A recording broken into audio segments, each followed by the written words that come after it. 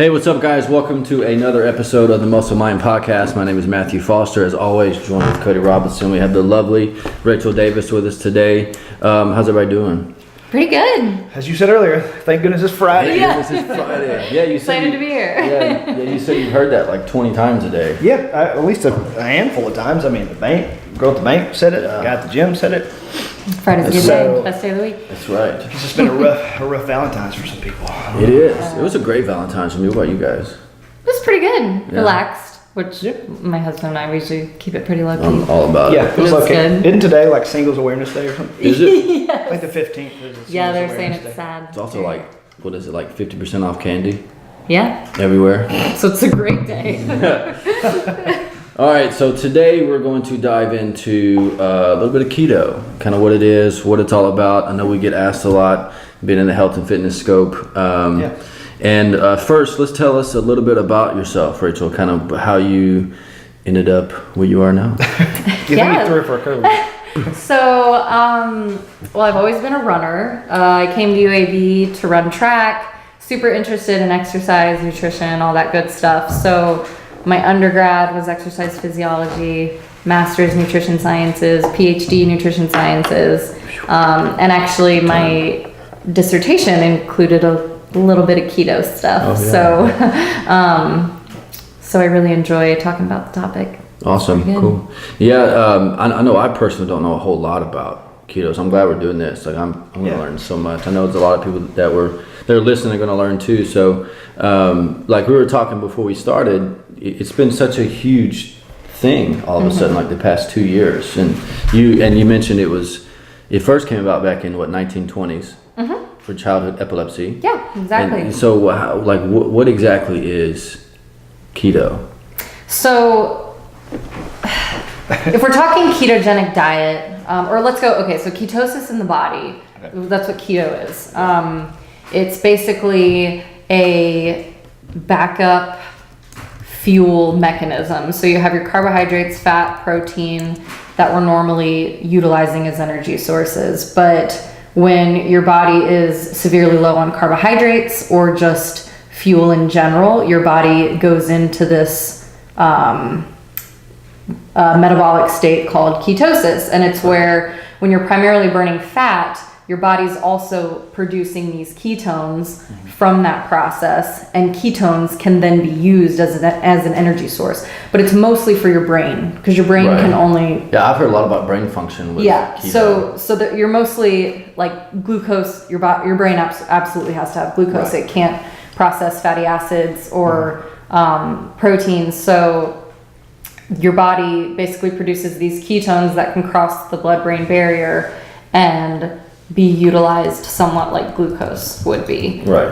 Can they become toxic? Like, can it become toxic in the body? Is that why people It can, measure so- the keto, the level? So, well, it's a very different state, but like a diseased state, like diabetes can cause, like diabetic ketoacidosis. Okay. Basically, Oh, yeah. that's when the levels become dangerously high. But there are a number of metabolic things that are wrong in that. Like, you can't just be in ketosis and it goes out of control. Right. There would be some issue going Right. on. Your body basically can't buffering mechanisms are messed up, so that's where you get the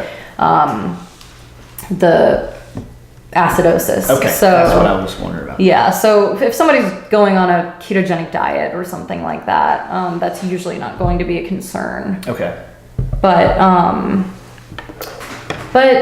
yeah, it's kind of this backup mechanism that we have for starvation, really. So it's very. I mean, so is there like one style of like keto? Like people, I know there's a lot of people, especially with CrossFit's becoming kind of a thing with keto. Is there one specific way you have to follow ketosis this way, or is there multiple different realms as far as like how you break it down? 'Cause I know, like if you count your macros, for example, if it's like 75% fat, or if there's a certain number that you want to be at.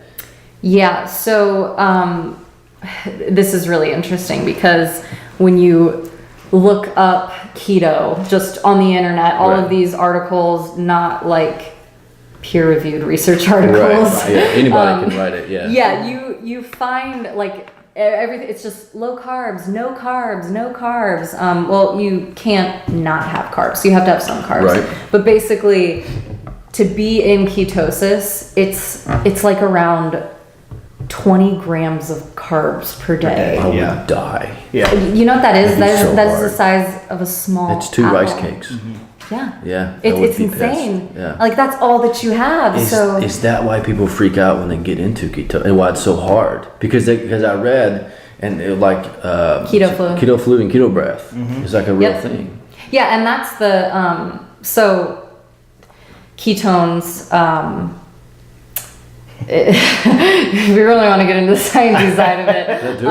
acetone is basically blown off in your breath, and That's wild. acetone is a ketone. So, so it's you have beta hydroxybutyrate, acetoacetate, and acetone. And that's why your breath stinks. So those are the 3 ketones. But I won't take it any further than that. But yeah, so the breath, that like acidic, fruity smell, you usually know someone's in ketosis when they have that. But also the angry keto flu, that's what makes it so difficult because you're depriving yourself of carbohydrates and that is your body's preferred fuel source. Right. There are actually certain organs that will preferentially utilize ketones, but I think it's like kidneys, some studies with the heart, but that's totally different stuff.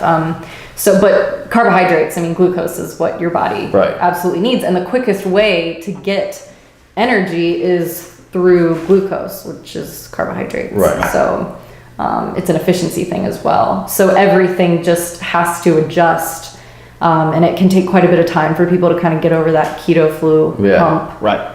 What does it feel? What does it feel? What does it do to you? It feels like you have the flu. Dang. Yeah, everyone that I've talked to. Beat up, I'm sure. Yeah, exactly. Like just exhaustion, headaches, brain fog. And it's actually really funny because a couple years ago, this was by no means keto, but my husband and I, we were like, okay, that summer we were just eating a lot of sugar, like added sugar. I don't count fruit and all of that because fruit is just so good for you, but added sugars. So we were like, okay, we're just gonna cut down on added sugar. And for my husband, it was a big change, but he this wasn't even close to keto. Yeah. And he had a headache for the first week. Just because he was consuming so much added sugar. I'm naturally a hangry person to begin with, so that's why you'll probably never even see me like really attempt it like that level. Yeah, never. Because especially being around the general public, because I'm not going to respond well. I think I was going to touch on. I think a lot of it has to do with what you do. Yeah. And who you're involved with on the day to day, what your job is. Yeah. Stuff like that. But yeah, absolutely. I personally would never try it, but that's because I'm an endurance athlete. Right. So, but so it's funny that I know it's really up and coming, like you said, in the CrossFit community, and I think it just depends on what your goal is, because CrossFit, I know there's a bit of a competition element as well, but for something so high intensity, it's just interesting that they chose right. So it's I don't know, but it's extremely effective for weight loss, and that's why people are gravitating towards it. And I think in our society we're always looking for a quick fix. And while keto, it's gonna be quick. You will lose weight. But what happens when you get out of ketosis? I've always heard you balloon back up, but that might. I guess it depends on what you do, obviously. Exactly. Yeah. So that's the thing. Statistically speaking, most Americans that go on a diet and lose weight, including keto, most of the weight is regained. Sure. Yeah. So, and keto is extreme. So if you're going even from more, like the typical American diet, we say high fat, but we're in a high carb, high fat world, basically. Yeah. Well, so. and these these drastic changes, you're not learning behavior change. Like you're doing a temporary thing that you're going to struggle with already in the state of mind that, okay, just a few, it's like the Whole30, which I'm sure you have a lot of we don't have to go side diet stuff because there's a lot of, the Whole30 is not the extreme, but I'm just saying, but like, it's 30 days. So it's like, I think people go into these thinking, okay, I've got an end in sight to drop so much. And the fact that you already know you're going to come out of this cycle of eating is why you don't adopt a new form of behavior. So is there, I guess what's different about Whole30? I actually, since I'm mostly working with runners, it's not something, I've heard it mentioned so many different times, but I haven't really like read up on it much. I mean, from my general knowledge, and it's not going to be very, like completely accurate, so you'll know a decent amount about it too. I think the biggest thing of it is a lot more clean eating. It's like you're trying to restrict like carbs, but you're definitely trying to cut out refined sugar. It's mostly processed foods. All the That's processed basically what it is. Yeah. Like you cut out processed foods. Yeah. But I mean, it's So grains, meats, fruits, vegetables. right. I think Heather Brown, I think she did. She does it. Yeah, she did it for a every now couple and then. years. Yeah, But- especially January is a big push. It is big, but it's like you said. And instead of just adapting a behavior change, which we're big on, making the changes every single day, as opposed to like I'm gonna do this for 30 days. Never been a huge fan of stuff like that because you're not teaching yourself how to properly do it, and everyone's body responds a little bit differently to certain things. Like someone might see great results from keto, and some person might get the flu and be like, that was the worst thing I ever did in my entire life. Yeah, I have talked to many people who have just said keto flu is the worst thing ever. And I mean, having the flu feels pretty terrible. So imagine if you just feel that way because of the way you're eating. But That's not the quality of life. I don't want Not at to all. induce anything like that. So what? Sorry, I'm gonna cut you off. No, it's okay. So why do you think that there's just been this like resurgence of the keto diet? Because you said you did a Google search or like an Google analytics. analytics search, and it's crazy the past 2 years. So I think But you said before then it was like hardly at all. 1920s, Yeah. epilepsy during for like medical purposes, right? Yeah. Well, I think we talked about like CrossFit and celebrities. Because like Now it's all- because I mean like Terry Crews, Joe Rogan, LeBron James is talking about he's doing some keto, and he's one of the biggest athletes in the world. But who knows what that Endorsements actually are coming means, from too. right? Yeah. What that means for him. Exactly. Like but I'm sorry, you can answer. What do you think is the? I think it's purely weight loss. I think if you're on keto and you're working out and all of that great stuff, you're going to look fantastic. Sure. I mean, I think in bodybuilding, physique competitions, I'm pretty sure, well, the whole, I guess, dehydration that comes towards the ends of it, and I don't know much about that at all, but I know at least mechanistically what's happening. Yeah. You're drying, I mean, basically drying. with drying carbs, yourself out, with carbs, you're going to retain water. Yep. And that's why people say carbs make you puffy. But you're going to retain water, and the more you dehydrate yourself and get rid of that, well, if there isn't much fat there anyway, you're going to look shredded. And that's exactly what they're being judged Science, on. right. Yeah. So I think, And then a week later, they're like 30 pounds heavier. so with my runners, when I'm working with them on like fuel plans and general eating and all of that good stuff, many a times the issue is they're not consuming enough carbohydrates. That's nowhere near keto, Right. but they're not consuming enough carbohydrates Right. for what they're doing. And I'm like, hey, you you will look fantastic. I can assure you of that, because you're working out, you're working hard, but you're not consuming enough carbohydrates. So do you want to be fast, or do you want to be shredded? It purely, the question is, okay, why? Right. Why are you doing it? And okay, the majority of our society today, it's weight loss is the primary goal. Right. Yeah.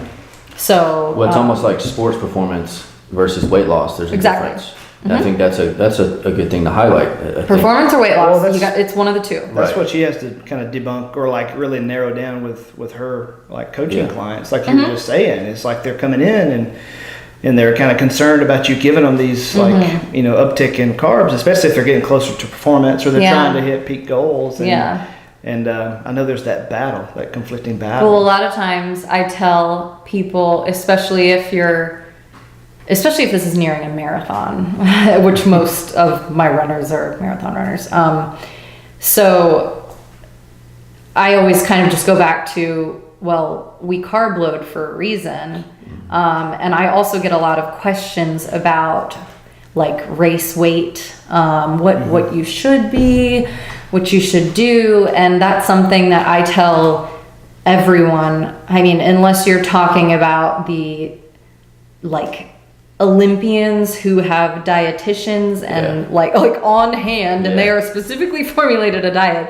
Everyone else, do not weigh yourself when you're getting close to a race, like especially an endurance event where you're going to be carbohydrate loading, because you're going to lose so much weight during it, right? Well, so in carbohydrate loading, you're actually gaining weight. Yeah, right. But like during the race.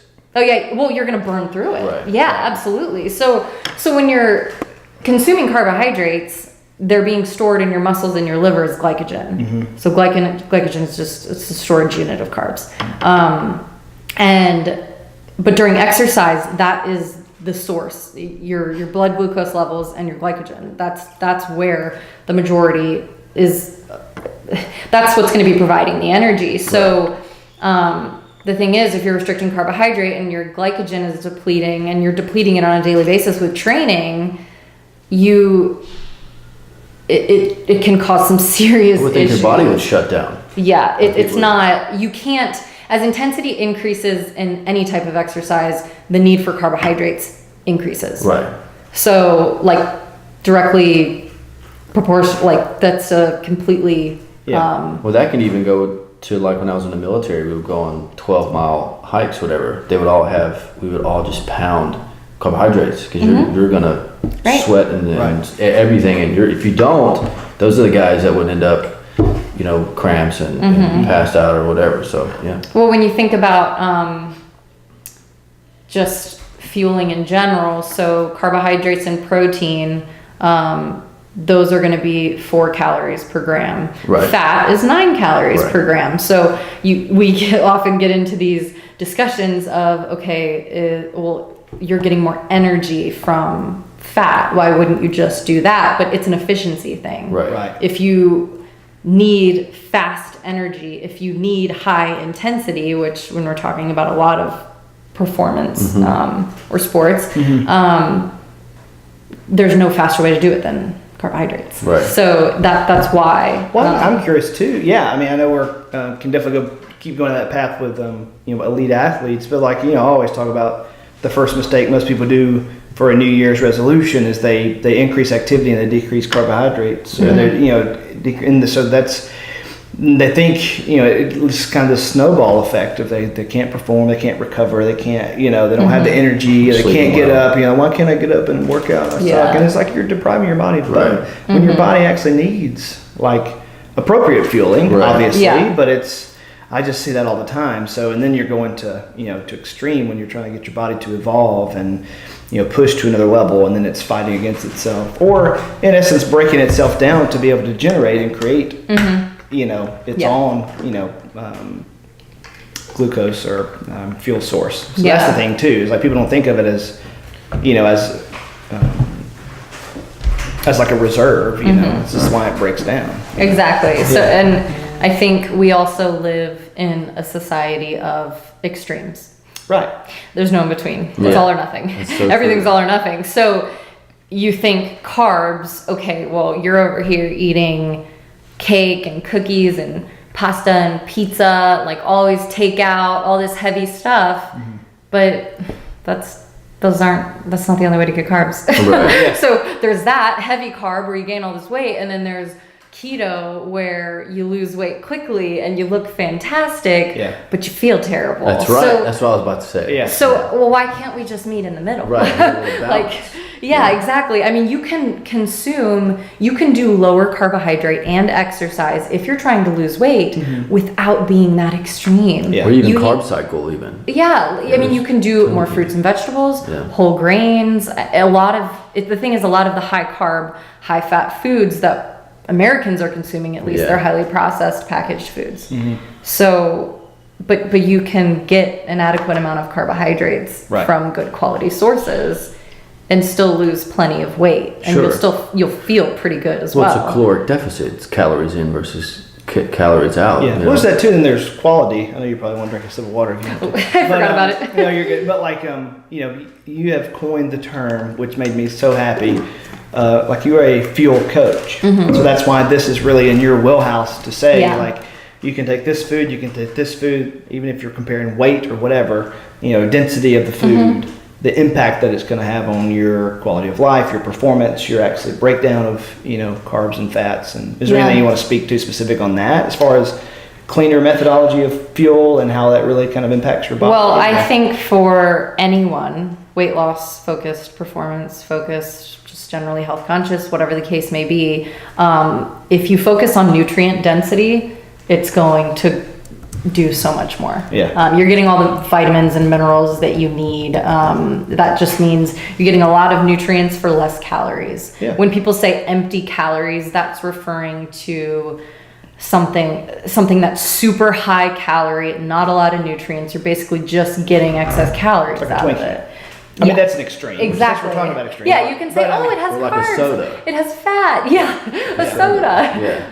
Lots of calories, but the nutrients in it. Your body's not going to use it. Right. Yeah. And carbs, fat, protein, yes, those are macronutrients. But when you're talking about all the micronutrients that you need, vitamins, minerals, that's why fruits, vegetables, grains, lean meats, all of it's because they're packed with so much more, which you need for everything, your metabolism, metabolism, energy. Like at the end of the day, yes, to lose weight, there has to be a calorie deficit, but that's part of the thing with keto as well. Like people may say, oh, well, I'm not changing my amount, but you actually are without realizing it, because going keto, when you get past that horrible slump, people tend to feel more satisfied, fuller longer. Those carbohydrate cravings, you've cut something out for the most part. The more you feed sugar, garbage, that kind of thing, that's the more you want it, like when you're eating really junky, sometimes it's hard to get out of that. It's like, because your body you keep having those cravings. But in keto, you start to really kind of shut off those cravings, and so people actually do consume less, and they do lose weight. So it can be very complicated, but it's also pretty simple as well. Like if you just focus on nutrient density, no matter what your focus is, with exercise, like it's gonna be the best thing. What about like body composition? Because you were talking about doing keto, and if you want to do as far as like calories in, calories out, body composition kind of gets into the as far as what you eat and keeping up protein, carbs, and fats. Like, what do you think like keto has an effect on your body composition as far as how your ability to like build muscle and as far as that angle is concerned? So here's like dropping a bomb here for sure on everybody who thinks they know keto. That's what we're looking for. Good question. So, and this, if I'm taking this in another direction, reel me back in. But keto. So you asked about muscle, like gaining lean mass. People think that keto is get rid of all these carbs. But a lot of times they're not the super high fat, super low carb, steady protein. They increase their protein like crazy. Right. But you can't be in ketosis on a high protein diet. People don't realize that, because certain amino acids in your body, they're converted back to glucose, and you're just feeding this other mechanism that is dumping that into the system. So because protein still has calories. I mean, it's like you're upping your protein, you're also impacting your caloric intake. You're going to feel fuller longer, so you might have more of a caloric deficit. So maybe the keto, you're probably not in keto. That's not probably why you're losing weight. It's the high protein, which makes you feel fuller a lot longer. Satiety lasts much longer when you're consuming a lot of protein. That is another effective way to lose weight, but that isn't truly a ketogenic diet. It has to be that high fat. What's considered high fat? Well, like when you said 85, I mean, there are... Yeah, there's like 60, one says 60 high protein ketogenic diet, 60, 35, 5. So the... standard keto.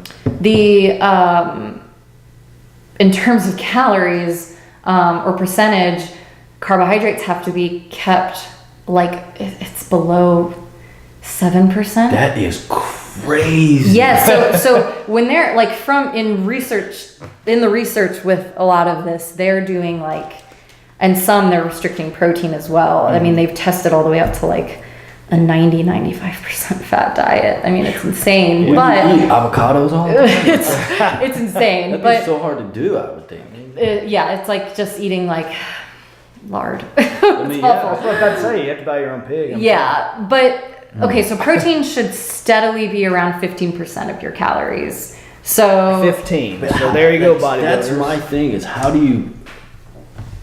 in the normal, Like like body 15 to composition. 25% is what a lot of the general population is doing. I feel like your body composition would drastically change.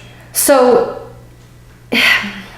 on keto, Right. Yeah. If you're like protein is so low, So I feel like your body composition would. well, with the weight loss, change. Like even if you're just wanting to maintain and maybe put on just a little bit of muscle, keto is probably not going to be what you want to do, right? So like for Well, me, if I there's wanted to put on like 10 pounds of muscle.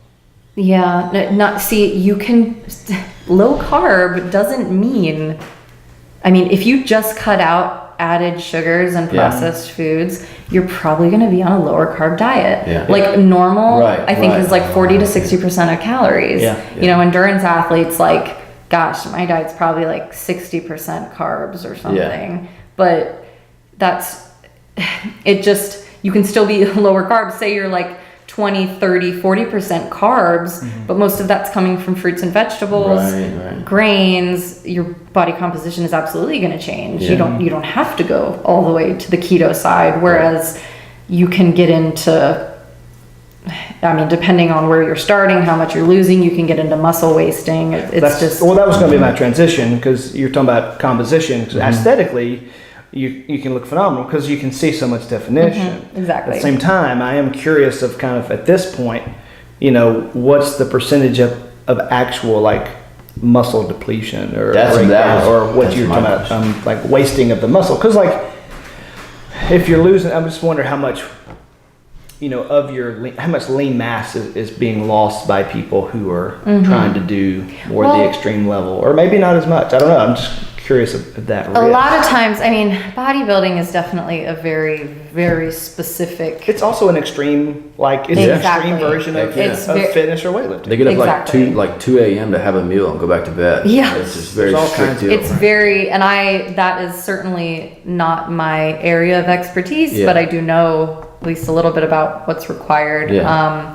But in terms of keto, muscle wasting, I mean, there are so many factors that go into it, so there's really no way to Right, I know. answer the question in that way. But General wise, though. But yeah, so it just, when there's going to be any significant weight loss, a portion of it is going to be lean mass. Sure. Yeah. No matter what. That's always going to be the case. There are ways to attenuate that loss, like general calorie restriction. The research says over and over and over and over and over again, there's always going to be loss of lean mass. Right. But adding in exercise or changing up the diet a little bit, that can help to preserve some lean mass. But it's just that keto, again, it's just on the extreme side. Right. I'm not saying it's horrible. It's just there are a lot of scenarios where it isn't really necessary, and it's very extreme. And in our world today, especially with Americans, we are trying to achieve healthier weights. Right.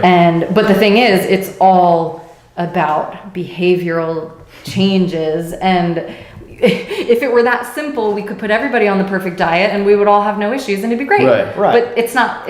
I really think social media has a lot to do with it. Yeah. As far as like just what's the word I'm looking for? Immediate gratification. of like, Yeah, what's exactly. gonna be- what do you mean? I mean, someone asked me about the BMI chart the other day, and it was, I think it's a 30-year-old science that's complete crap. Me, because you get guys that are like athletes. It's in always the going to be NFL. an it depends kind Oh, yeah. of thing. They're Yeah. Oh, yeah. considered obese, but she was like, "Oh, I don't fall into the this and that," and I think that gets back to your point about we're so like weight, like we put such an emphasis on what we weigh. Exactly. And it seems like it seems like it kind of went away, and now it's back again. Everybody's so exactly keen on weighing a certain thing. Just so fixated on that. Yeah, and it's toxic. Like it's Sure. a totally toxic environment, and it just becomes an obsession, and there's just so much that goes into it that it's just difficult. It's just not healthy, and I think too it becomes confusing because people, as soon as you think you're going down the right path, it's just how many people's going to listen to this? It's like, well, I've been doing that all wrong, Yeah. Or Oh, yeah. I didn't realize it was that risky, or And we don't know what the long-term effects of keto is. yeah. Well, technically, Do we? Technically, we do with it being around in the 20s, but we don't necessarily know. I mean, for the everyday general person, population. like Right. for the everyday exerciser, Yeah. what the long-term effects. Because I read a lot about we not knowing what the long-term effects of keto are, how it affects, the ability, reading things about not being able to get pregnant and messing up your hormones, but I mean, we don't. Who knows? Probably nothing. And that again comes down to, okay, what does the diet look like? What do the Yeah. calories look like? And with the hormone side of it, I mean, a lot of that could be from extreme weight loss, but it could be coming from other things. I mean, a lot of times with hormones, fat fluctuation. Fat is very, very important in Right. proper hormone balance. So, that's going to be the riskier area, but with the weight loss and usually fat composition, especially for females, for menstruation, having children, everything, that's going to be the really important part. It's when the extreme weight loss happens, or anything extreme is what leads to the imbalances. Right. So again, it depends, but it's just another way to get to a risky area, Right. and that's not So fascinating. Well, it's like your body. I mean, your body has to adapt, and your body will adapt if you give it time, or if you do it in a controlled state. And again, we're coming back to the clean eating and being intentional about the right types of nutrient dense. That's why you hear that so much, and that's really the preferred way, because your body's just gonna balance things out more appropriately, Yeah. specific to what your body needs or what your performance level that you need, and of course you can hone that in for sure. So a little sidebar on this. So before we get too far away from muscle wasting, what are your thoughts on using branched chain amino acids in the world of weightlifting or whatever, or more resistance training, like supplementation of branched chain amino acids, like in order of like prevention of muscle breakdown, or try to stay in an anabolic state versus catabolic state is why a lot of people use it.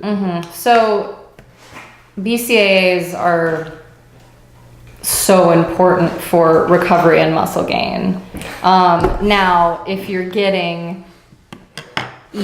already getting enough in your diet, I'd say she's not done yet. No. yeah, in terms of supplementation, I mean, we can supplement all Sure, day, but there's so much more to it. And I know I keep saying that, sorry. Scientific background, like Yeah. nothing is There simple. are. I mean, I agree with that. If somebody answers a question, Right. it depends. They use them as they're smart. If they go right into it and give you like a hardcore answer, They read it somewhere. They read it. Yeah, that's so exactly. true. Exactly. That's They so didn't find true. it on PubMed. So, That's like what's PubMed. I'm just kidding. Yeah. I don't know. Oh, okay. What is it? What did you say? It's PubMed. It's medical research, like peer-reviewed journal. yeah, I know now. if you look up PubMed and then you go want to see what the literature says, I some think I still have the research. app on my phone. Yeah, Yeah. it's fantastic. Anyway, sorry. But yeah, BCAAs. But they're extremely important. They're crucial for proper recovery and muscle building, all that good stuff. But again, if you're getting enough in your diet, I mean, with any nutrient after a certain point, is it really doing much more for you? No.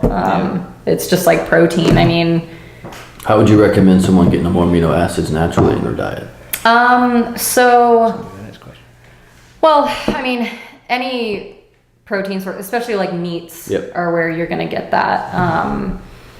Dairy, that kind of stuff. But that's just, again, if we're going to bodybuilding on my extreme end, endurance training, there is a specific recovery window, depending on the type of exercise. The protein is so important, but like for myself and the runners I work with, it's within that 30 minutes, say post long run workout. I mean, you might have a 20 miler with like intense miles in it, like tempo training, interval, that kind of stuff. And that's why you've probably heard this, chocolate milk. Yeah, because the milk is going to give you a good amount of protein, but also carbs. And then the fact that it's chocolate milk, the extra sugar is making it that 3 or 4 to 1 ratio of carbs to protein. And that's the ideal combination to kickstart protein synthesis, muscle recovery. Yeah. So if you're doing that and getting branched chain amino acids, which are very important, then you should be good. But that's why in those cases, like if you're not sure that you're getting enough, then yeah, supplementation is going to be fine. But then again, after a certain point, like, is it really necessary? Well, it depends on how much you're getting. If you're eating a normal, well-rounded diet, animal products, all of that, you should be okay. But then again, with extreme training, you are going to need more. So it's a little bit difficult. It has its place, and I knew it'd be kind of, it depends. I was just kind of curious to that, and I wasn't saying that to knock it at all either. It was just because we could have a whole podcast just on 1 or 2 supplements and the debunking a lot of that and the way that they market the product. So you'll take more, so you'll actually consume more and then buy more of the product. Right. And so think about how supplements are regulated. Yeah, they're not FDA. They're not. Right. Yeah. So you can put anything in those things. Yeah. Just about. What's it? What's the sugar? It slipped my mind right now. Sucralose? In everything. Yeah. That's Splenda. Everything. Sucralose is Splenda. Yeah. And that's why, because a lot of the supplements, when somebody wants protein, they want the cleanest protein. They just want protein. They don't want carbs. Well, they have to sweeten it somehow. Right. Otherwise, it's going to taste terrible. So sucralose is Splenda. Right. Splenda's just the brand, obviously. What's that pink drink people are selling all the time? Pink drink. Plexus. Their whole thing is anti-sucralose, and they just talk so bad about it and constantly over and over and over again. I wonder what the replacement is, though. It's probably stevia, which I think there's some interesting research coming out on that as well. Because it's natural, but I think with sodas they tried to go to stevia, but it totally changes the flavor. It's a different sweetener. Or maybe it was also with sucralose. That's why a lot of sodas are still, is it aspartame? Yeah. Which is one of the ones that certainly has some good stuff. Research on the effects. I mean, the dosage was outrageous, but it was certainly harmful. It'll mess your body up. Yeah, so it just, again, with those types of products, it comes down to flavor. So they do what works best for that, and then there isn't a lot of research out there on sucralose and what happens. So they're gonna push it as long as they can. Did. Yeah, so I don't know. I mean, they would there was some girl I used to work out with, and she was big on the Plexus, and she would always take everything I ate if I was eating something, and she would go, it's got sucralose in it. It's so bad for you. Oh, yeah. And I'm like, so what do they... I'm like, well, you grab anything, it has sucralose in it. So what are you going to do, eat bark? It's just, but I'm just saying, it's like one of those, like even those have sucralose. Even just about any supplement that you take. Crystal Light, it's all sucralose. Yeah. There's natural sugars and stuff like that. But again, I mean, your body... And it affects your flavor palette too. We're going so off topic now. Well, I think it's great though. It's all included. But yeah, I mean, stevia is natural and comes from some plant. It just happens to be 0 calories. Well, very, very tiny amount. But it's just, I don't know. I mean, all other natural sweeteners, okay, honey, agave nectar, all this different stuff. If you're just worried about calories, I mean, they all kind of supply similar amounts. They are sugar. In terms of like glucose, fructose, like what exactly makes up the composition of it, that's where it gets a little bit different in the way that it's processed, but it's just, I get that question all the time, and I'm like, honey, agave nectar, like just pick the one that tastes better, because agave nectar isn't good for you over honey, but it's just this, honey actually has a lot of different things in it. Like, there are more, you're actually going to get more nutrients out of something like that. It's still going to sweeten whatever you're using. It's still a carbohydrate. Mm-hmm. So it's, gosh, I know go on this forever. So what were some, do you still have do we hit on most of the points of keto? Yeah, I mean, for the most part, the only thing I've got written down is like the standard ketogenic diet. The only thing is like percentages of it. And you got, I don't know, cyclinical ketogenic diet. I don't know if you heard of that. It was like 5 days of keto and then 2 of high carb days. I think that's just like, I don't know. There's probably not a whole lot of research on that, but I find it interesting. A lot of people's going to put their own spins and still keep it. Oh yeah. It's so interesting. You just Google it, and there's just so much crap. Well, here's the thing. So much crap. One, I've never heard of that. 2, I literally copied and pasted. Yeah. So I here's wanted to ask.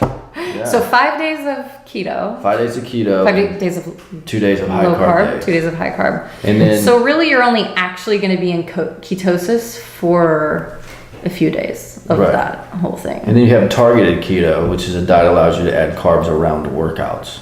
That's not keto. So here's the thing. Take home message. This is what we want to do. When I am on Instagram and I'm just, I'm always posting recipes, and I like cooking, and so a lot of that stuff pops up on mine, and so many times it's like, look at my keto salad, look at my keto lunch, and it's not keto. Like, you can't have any fruit. You know what? Half of the vegetables you can't even have. Yeah. Boom. So it's, right? So all of these keto, they're just low carb. You're just carb cycling, or whatever you want to call it. Like, there's no, it's like going back to, for keto, there is actually a scientific definition, but like when we're talking about clean eating, there is no scientific definition for clean eating. One person says it, they mean this. One person, like, we know what we mean when we're talking about it, because we're talking about, everyone has different philosophy. Like fresh, non-processed most foods. natural state. Exactly. Like grains and fruits, vegetables. It's just right. And then other people may say clean eating has none of that. Like, it has none of the grains or whatever. Yeah. So I think really knowing what we're talking about here, like, that's what people need to focus on when they're looking things up. I mean, none of this, most of it isn't keto. So, and the second you go and add carbohydrates in like that, any deviation, you're not in keto anymore. Right. So it's not this state that you just, you don't just like dabble in and out. It doesn't work that way. Yeah. So it's a process. And this is how we're segueing into, what is your thought on intermittent fasting? Ooh, interesting topic. Should this be a different one? We could go into a whole So this is my thing. We're good. Yeah, this is my deal. So you were talking about, like, if you do this, or people like a plate or whatever do intermittent, or plate of, this is keto, but it's not keto. Right. The whole, what was it? Putting butter in coffee and doing intermittent fasting, or doing, which is not intermittent fasting. If it's per definition, intermittent fasting is. What's your take on it? Yeah. Well, it's the definition of fasting. Another thing that people don't know. That's what you were trying to get to. That's what. So a true fast, I mean, you don't have any calories, correct? Right, but also a truly fasted state. I mean, saying an overnight fast, isn't even the truly fasted you technically state. Do fast for 12 hours every day, just about. If you go to bed at, if you have your last dinner at 8 p.m. If someone's 8 to 8, that's 12 hours. So extend it 4 more in intermittent fasting, which there is a lot of. I enjoy intermittent fasting, do it a lot for brain function, like I say, because I work out with clients very early and stuff, and my brain's just better that way. But the whole like putting butter in your coffee in the morning and saying it's fasting really pisses me off. I don't understand why people are putting the butter in the coffee. It's keto fasting. So that was she's like, that's an oxymoron. But. Not really. Not really. No, I know what you're saying. But they were saying people that are doing keto, but they're doing intermittent fasting, like, you can put butter in your coffee because it's fat, obviously, nothing else. Right. And you're still put in a fasted state, but that doesn't make any sense. Yeah. Right, that's not fasting. No, it's not. You're putting calories in. And it breaks your fast, right? Mm-hmm. See, Casey said it. So. You're putting in a significant depending on how much butter. Yeah, you're putting in a good amount. Like those are calories, and if your body is processing anything, it breaks your fast. You're not in a fast. So what is your thing? Go ahead. Well, I was gonna say how long. I mean, you were gonna say it a minute ago, but like what would be considered as like a true fast time? So I know it depends. But no. I'm just trying to think because in terms of for the average person, the general population, like the 16-8 is intermittent fasting.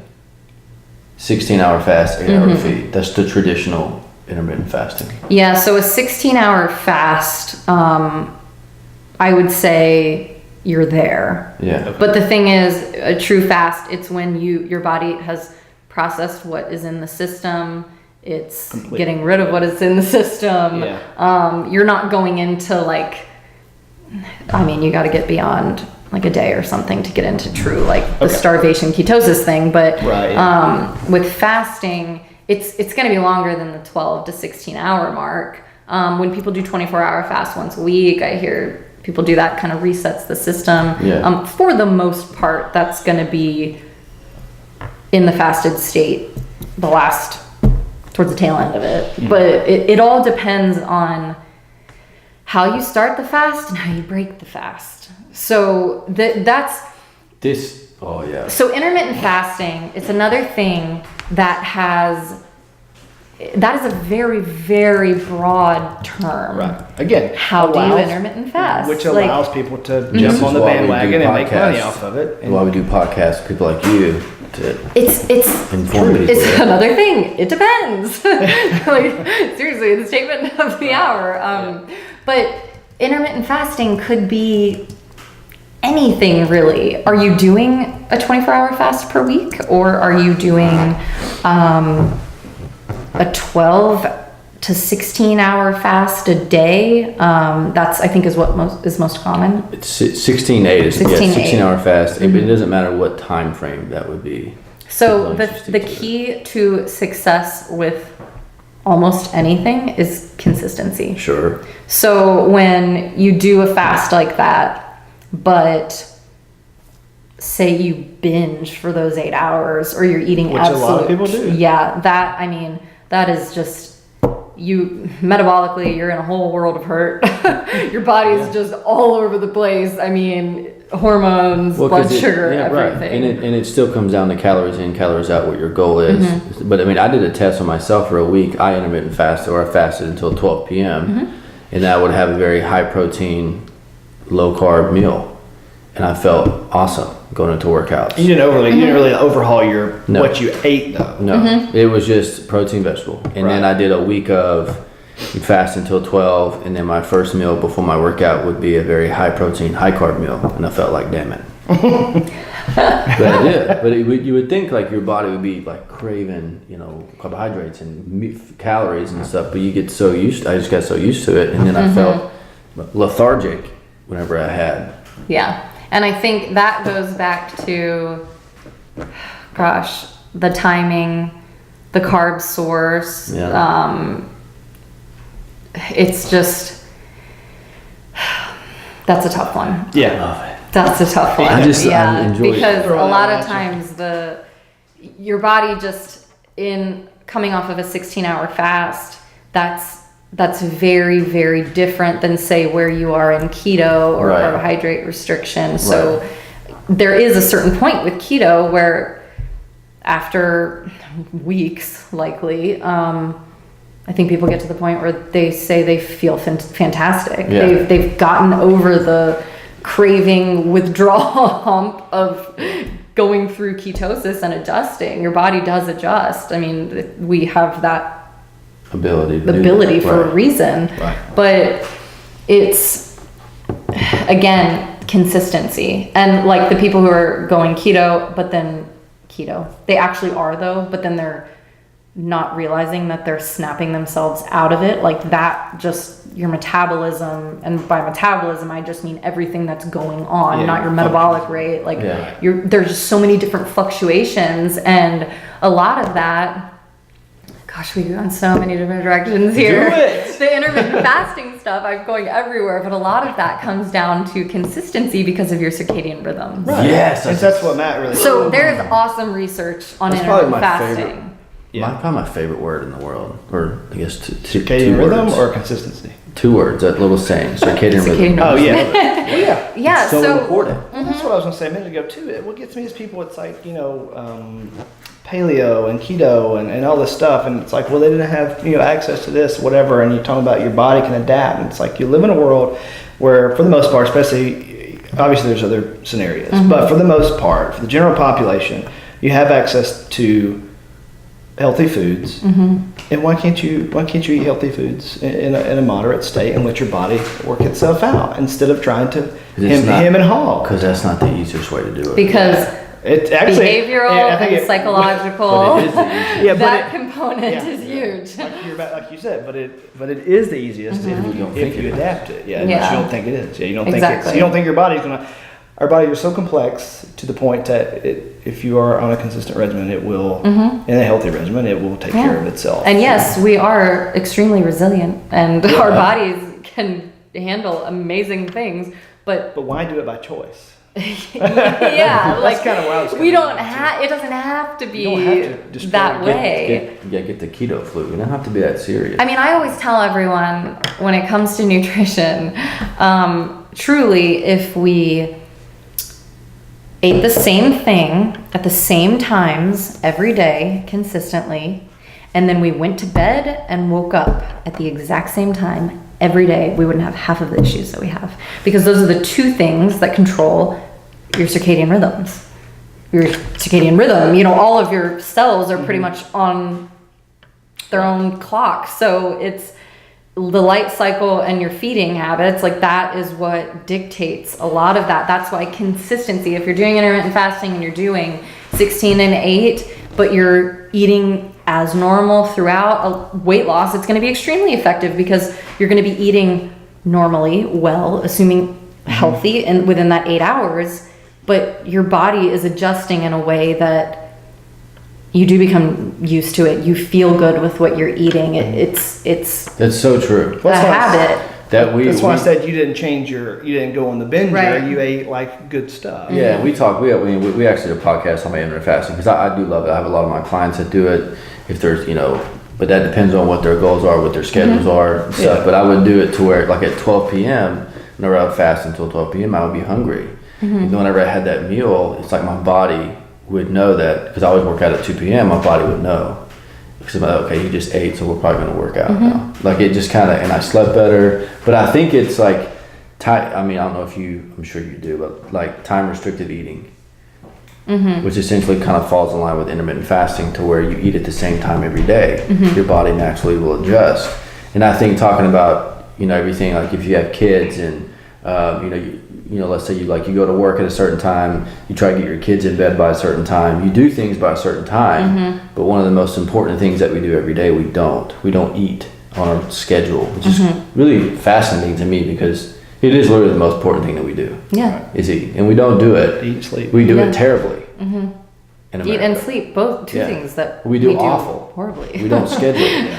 We sleep less. I actually worked on this. It was a great paper. It was a short review on contributors to the obesity epidemic. And it was great because we covered all of these different factors that play into that. And lack of sleep is one of them. Hormonal changes, cravings, when you're fatigued, when you're tired, what is your brain going to crave? Glucose, the one thing that it functions well off of. Anytime you're fatigued, exhausted, that any level of stress, well, your brain interprets it as, okay, well, we need energy, we need to fix this. And then that's why we crave awful foods when we're sleep deprived. And we wrote this whole thing on it. It was amazing because that was an area that I wasn't super familiar with, because my research was it was totally different. But there's a reason that maybe we're eating more nowadays because Americans were more sleep deprived these days. Like there is a trend. That's usually Linda. Like, I mean, that's usually the first thing that she tells people when they're going through a behavior change. Is usually the first thing is changing their sleep behaviors, and then hydration as well, like water intake. Oh, I can tell. Those are the first two things, and that starts to get your body on the right path. Absolutely. To make other behavioral changes. Yeah. So it plays such a role. But intermittent fasting. Now you grabbed your water. Yeah, I know. Hydration. No, but we at UAB actually there's a scientist there. Her research, she's in nutrition obesity research, and her work is in circadian rhythms, intermittent fasting. It is fascinating. I haven't talked to her. She is brilliant, and it's. Do I know her? Courtney Peterson. That sounds familiar. But I don't know if Possibly. I know her directly or not. She came a few years ago, I think. Yeah. But yeah, her research is very interesting. I think it's one of the most underrated things out there. Your circadian rhythm. I think it's super important. Again, Yeah. our bodies are complex and are made to do Right. certain things, and we're trying to go Change off our script world and change just- yeah. what it's already made to do. Well, it's like all of the. My husband likes to sleep with the TV.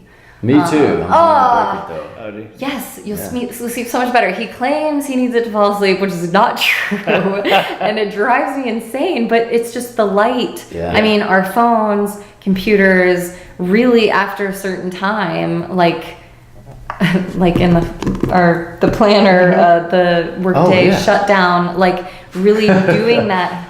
This thing. Yeah, he loves that thing. It's the best, but in kind of shutting down the workday. Right. I mean, we're like tonight we'll probably watch a movie and like we'll be on our phones. And that too is just messing things up because Just get some blue light glasses. He's got those. What those are? but you're still I have there's no still idea light, if they work. yeah. See, but that's not eliminating call it from hours. the environment. Sure. Yeah. It's maybe helping some of the strain. Sure. That's what you got. Yeah, exactly. Yeah. But it's I mean, if I totally agree. sun sets and everyone's kind of relaxing, and like if I could go to bed at 8 p.m. every night and wake up when the sun comes up, I would be so happy. Yeah. But there's just so many different factors that. Yeah. But we live But in people such used a, to do that. I Yeah, mean, before, mhm. I don't know. Well, That's the thing. people used to do fasting and stuff too. Like back in the day, they didn't have 3 square meals or whatever a day or whatever Yeah. the case might be. Right. Well, that's why, like for me, growing up on a farm, I struggled a You lot. grew up on a farm? Sure did. That's so cool. You I got to didn't see know some of the that. fat pictures of me back then because we ate so Please. much food and all that, But that was hard that's one reason I gained a lot of weight once I moved to Georgia. With my dad's side of the family, which were all farmers, it was just hobby farm, just grew everything basically for the family and for the neighbors.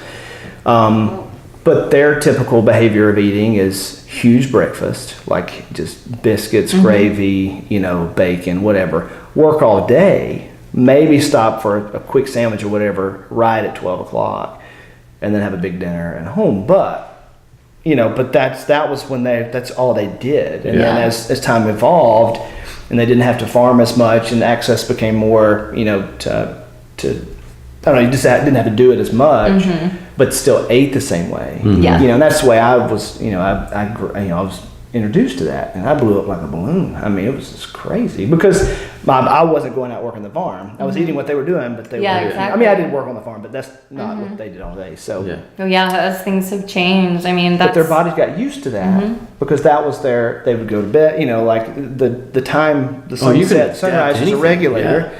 And then they would eat, that type of food, and that's why they lived so long. I feel like because my great grandmother was 101. I met her, 90s, like all this stuff. And it's just, I mean, disease prevalence has certainly really gone up since or in the previous 50 years or something. It's But it's crazy though, right? Like there's just so many things. so many different, It's- technology, sugar, food processing, So what's going to fast happen in another food. 50 years? Gosh, Which who is going to, knows? obviously it's going to get worse. I mean, I don't know if it'll get worse or not. I mean, we're starting to come up with little things to help certain things, but I feel like when I 50 think- more years, it could be detrimental. Some things will get better and some things. I was gonna say, I feel like it's gonna kind of go its own like span. You're gonna have people that are gonna understand like eliminating stressors from your life will lead to and then there's ones that's just going to continue to go down the rabbit hole of like more as far as like the dopamine fix of your brain, the reason we pick our phones up every 30 seconds. Well, also, I know. This is a whole nother topic. That's what we do. But Keto I Plus love is what I named this one. yes, we've gone down the rabbit hole. No, but the side that's getting much worse that we don't even realize. So most of this, it's environmental. Obviously, there's a genetic component there with a lot of different things. I mean, with obesity, everything. I mean, they're very genetically related. But once you get past that, behavioral. Okay, so our environment.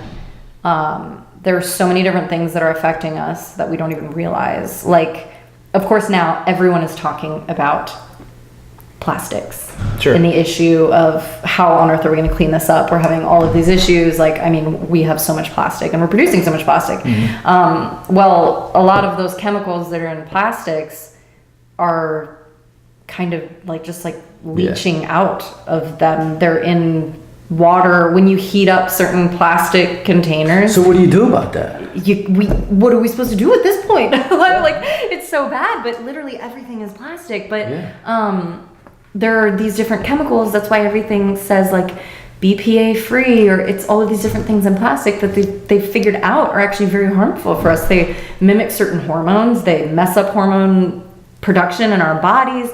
But what we don't think about is that we're exposed to these things at all times. Yep. So the effects of that, I mean, I think in 50 years, it's going to be really interesting where disease, cancers, everything goes, because maybe we'll get better in certain areas. Maybe we'll be exercising more. Maybe we'll be eating healthier, but all these other things that we've added in that we don't even really think twice about. Right.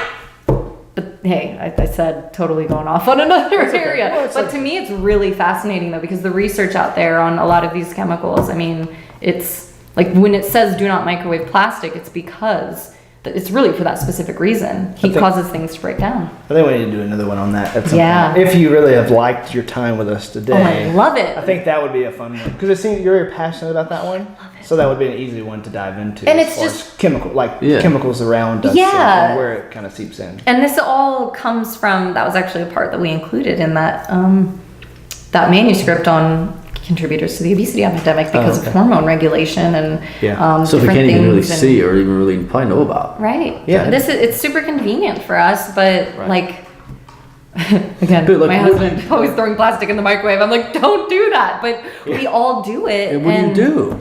Because that's what we do. We have Tupperware and we use. Well, I thought about it the other day. Like, you have these massive landfills. There's like 2 or 3 here in Birmingham. I mean, what do you do when it's full?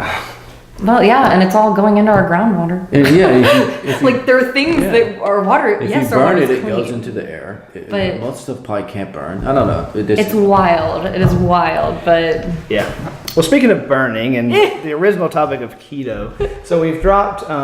You've made a lot of like hard statements today, which is what I really wanted people to hear. And, it's like at the end of the day, like this is kind of a takeaway type of thing. I guess crap. No. Well, it has a purpose. So I guess we'll kind of leave with that. Is there anything else you want to speak to it, or is there any specific takeaways you kind of want to state specifically about the ketogenic diet before we kind of phase out? Well, I think it depends on your goal.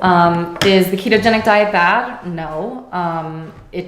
It depends again. Right, it's just one of those things that, I mean, it was discovered because a high fat diet was effective for epilepsy, and then the research went with that, and they found out that with ketones and just the metabolic state, it's actually very, very good for something like that. Or low carb is certainly extremely beneficial for probably just lower carb, but like type 2 diabetes, weight loss, extremely effective for weight loss.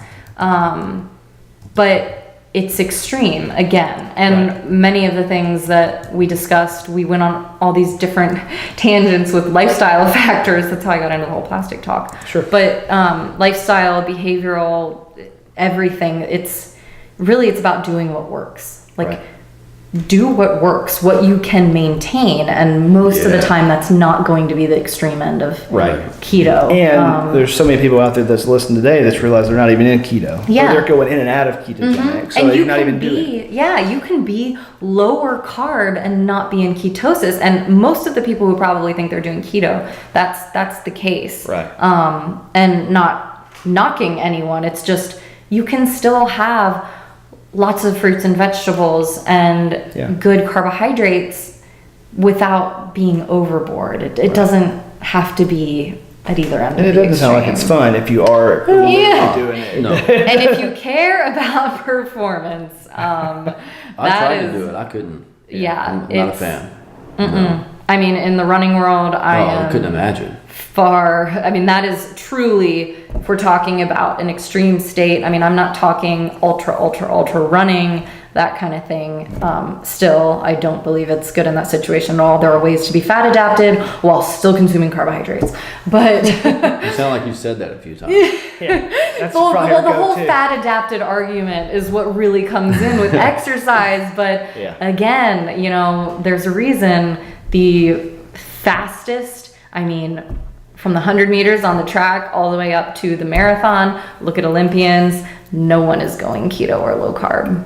There's a reason. So if you want to get to the next a level, reason. keto's not the way to go. So performance, weight loss, pick what you want to do. But it's like bulking and cutting. You can't do both. No. You can't. There's most things in life you bulk can't do and one. shred it. Right. You can't do the same thing. can have your cake and eat it too. Right. What was I reading today? You can't be. And so is life. You can't be fearful and you can't have gratitude at the same time. Sure. Your brain will not allow, your emotions will not allow you to do it. So it's just the way it. It's fascinating. Pick what you want. So where can people find you for Matt does his closeout? That was it. Sorry. So website, Twitter, Instagram handles. Whatever. So my business is Fuel by Rachel Davis because I do fuel coaching for runners. So fuelbyracheldavis.com. You can find a lot of stuff on there. All my social media. I think pretty much if you look that up, you'll find me on all platforms. Yep. But I probably post the most on Instagram. We'll make sure and drop those links in the show notes too, so people can find you and check it out. Yeah, well, this is great. Yeah, for sure. I had a great time. I know. I'm excited for our next episode, whatever it may be. This is fantastic. All right, thank you for everyone listening. Rachel Davis talking about keto and all kinds of other stuff. Thanks, guys. Thank you.